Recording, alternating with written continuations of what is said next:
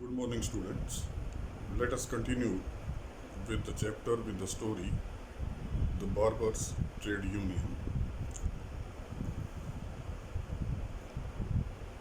But whatever innate ideas I had inherited from my forefathers, I certainly hadn't inherited any sense of superiority. He says that a number of inborn qualities, inborn ideas I had inherited from my parents, from my forefathers. But whereas these ideas were concerned, there was no idea to feel superior to anyone. Indeed, I was always rather ashamed of the red caste mark which my mother put on my forehead every morning. He says that in reality, I rather feel ashamed when my mother used to put a red mark on my forehead in the morning time when I was ready for school. And of the formalized pattern of the achkin, the tight cotton trousers, the gold worked shoes, and the silk turban in which I dressed. He says that indeed I was also sometimes ashamed, whereas my dress was concerned. Especially, he says, a specific type of dress pattern, wearing achkin cotton trousers, gold worked shoes, and a silk turban on the head. And I longed for the right to wear all the spectacular conglomeration of clothes which Chandu wore. He says that I was having a desire at that time to wear all those different type of clothes which Chandu used to wear.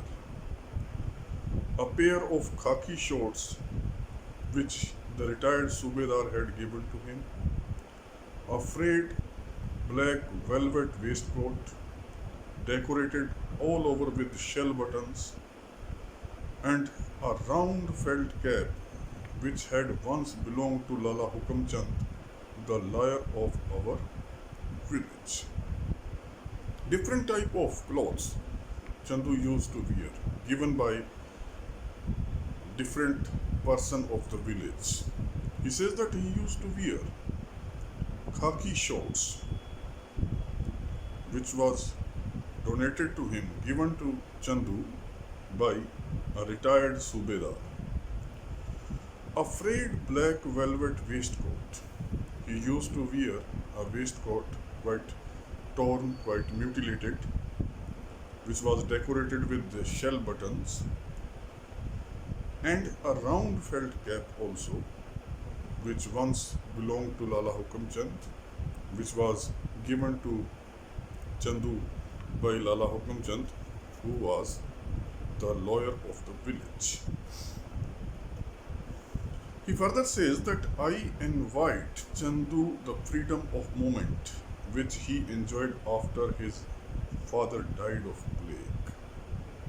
He says that I was also jealous of the freedom Chandu was having, and especially the freedom he got after the death of his father, who died of plague.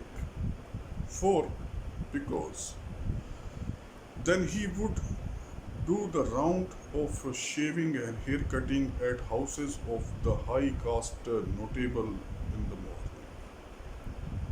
He was free to move in the village, to go the houses of the reputed people of the village for hair cutting and for shaving, bathe and dress, to bathe them, to dress them, and then steal a ride to town 6 miles away. After doing this job, he was free to go to the town, which was 6 miles away from the village. on the footrest of the closed carriage in which Lala Hukamchand travelled to town. This was the way he used to visit the town, standing on the footrest of the closed cart of Lala Hukamchand, in which he daily used to go to the town. But Chandu was kind to me. He was very generous person. He was very kind to me. He knew that I was seldom taken to town.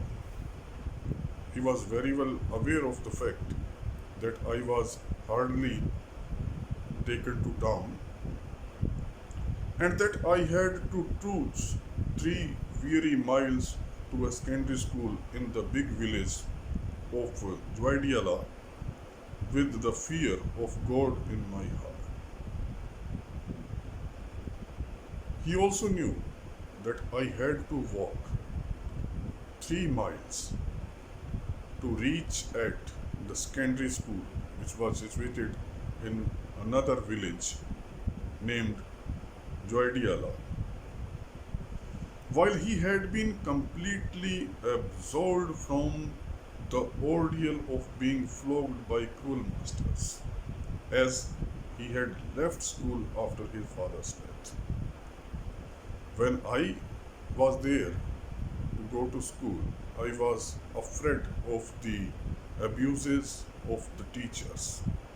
But whereas Chandu was concerned, he was completely absolved. He was completely free from the ordeals of being flogged, from the punishment which was supposed to be given by the schoolmasters. The reason behind it was that he had left school after his father's death. He left his schooling, his study, after the death of the father. So he always brought me some gift or other from the town. So always he used to bring some gifts for me from the town. A paintbrush, or gold ink, or white chalk, or a double-edged pen knife to sharpen pencils with. These are some of the things which Chandu generally used to bring for the author. Example: white chalk, paintbrush, gold ink, and especially he says that the pen knife, two-edged pen knife, which was used to sharpen pencil. And he would entertain me with long, merry descriptions of the variety of things he saw in the bazaars of civilization. After returning back, Chandu used to entertain me by telling the stories. Long, happy descriptions. A variety of things he observed, he witnessed, he experienced in the markets of the town. He was particularly detailed in his description of the wonderful English style in clothes which he saw the sahibs and the lawyers, the chaprasis and the policemen wearing at district court. Particularly, whereas the descriptions of Chandu were concerned, his descriptions were about the English style clothes the people used to wear in district court. Peoples like sahib, lawyers, chaprasis, and policemen.